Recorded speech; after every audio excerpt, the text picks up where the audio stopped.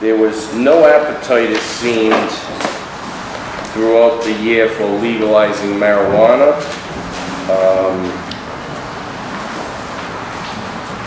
But there was a feeling, particularly in the Senate and with the governor, that we needed more outlets, retail outlets.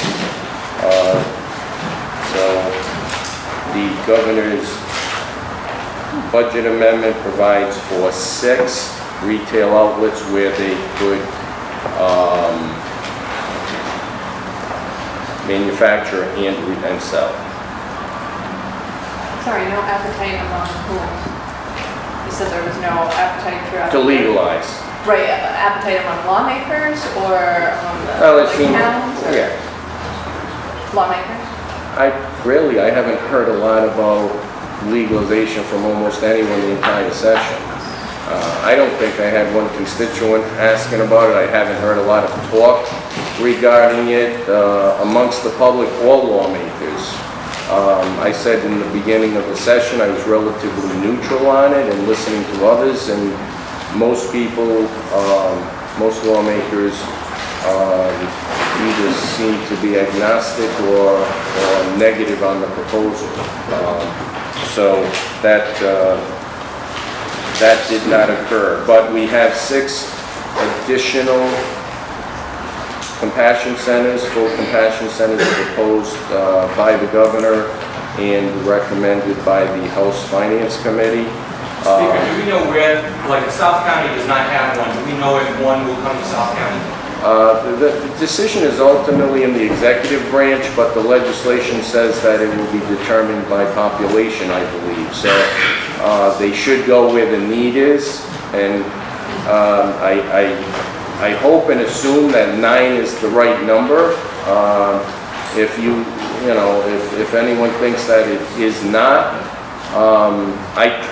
my opinion is if you're going to address marijuana, you address it once and for all in terms of dispensaries, and that you create enough to serve the citizens of the state.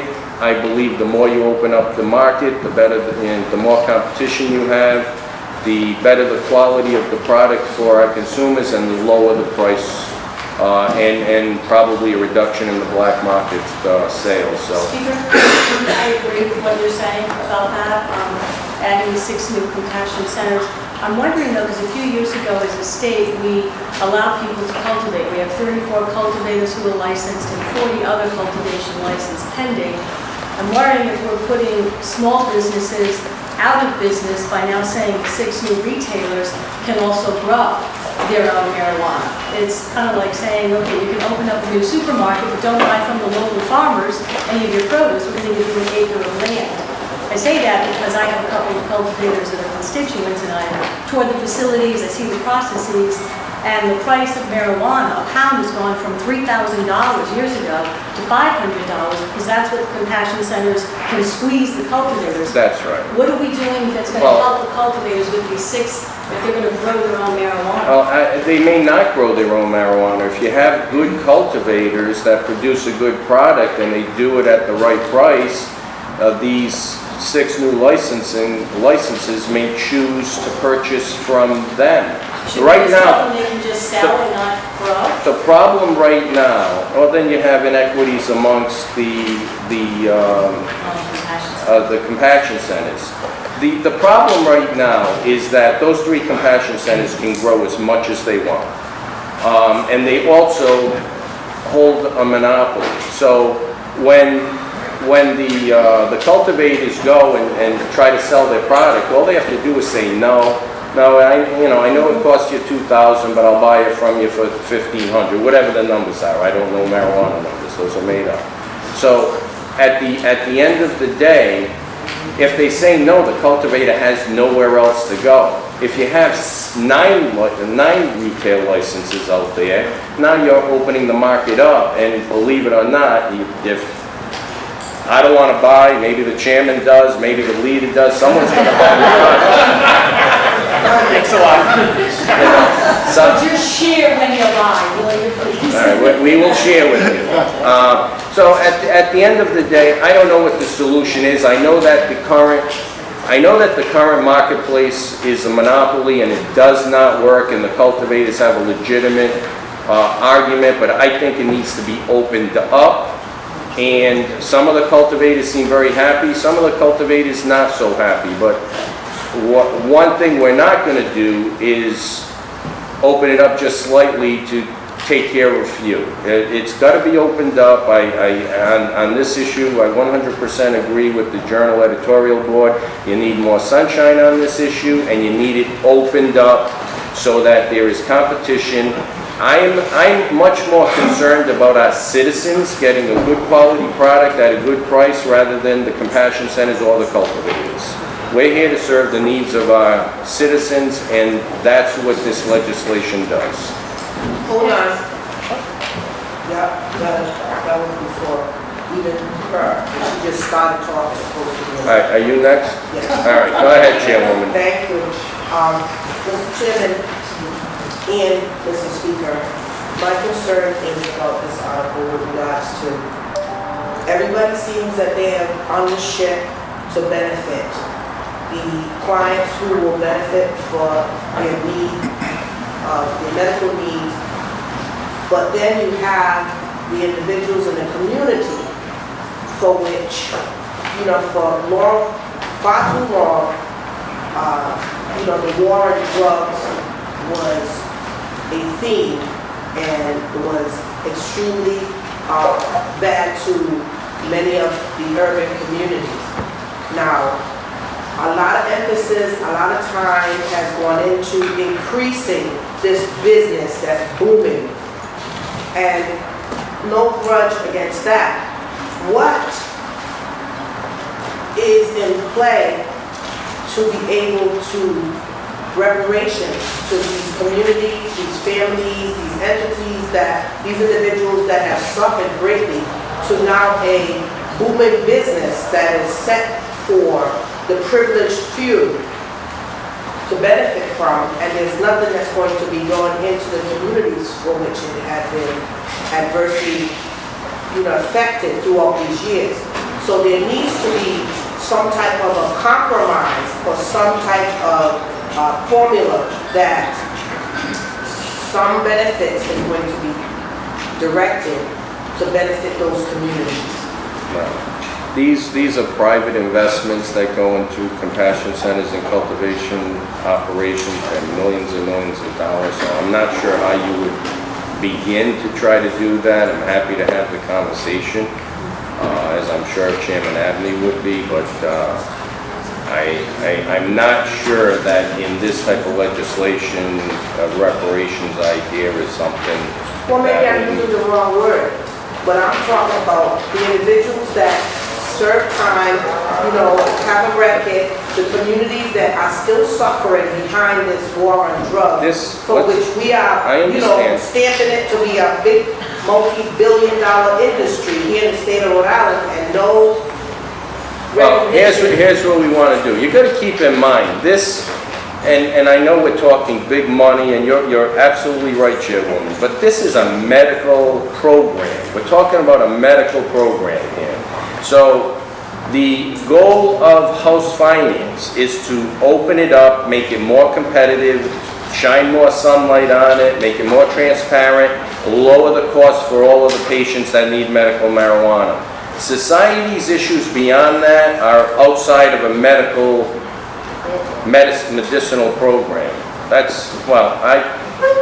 Reasonable minds can differ, and you're very reasonable, Chairwoman, but... No, but I want it to be on the record. All right. Once again, the families, the children, the mothers, the brothers, the sisters are now being overlooked by an industry for which we are giving the stamp of approval for these investors to come in and hit the state of Rhode Island, while we have families who lost their entire life, upbringing and all that stuff, family structure behind the same industry. Now, I understand business is business, but we have to do something to those communities that were affected Yeah, I mean, you could put in legislation next session. I got it, It's a I little got late it, but this I year. got it, but I just wanted to make sure. Be on the that- record, thank you. I just wanted to make sure. Thank you, you always stand up for your constituents, Chairwoman. And it's some of yours too, darling, they come into my neighborhood. Well, I appreciate that, thank you. All right, Representative Corfriend and then Jim. Just on the marijuana subject, the 3 existing compassion centers, one of which is in the town of Portsmouth, their licenses are a little bit different than the 6 new ones. Exact same, Exact same? field. exact same. So if legalization happens, those 3 have the same abilities as the new, the That's new a whole, ones?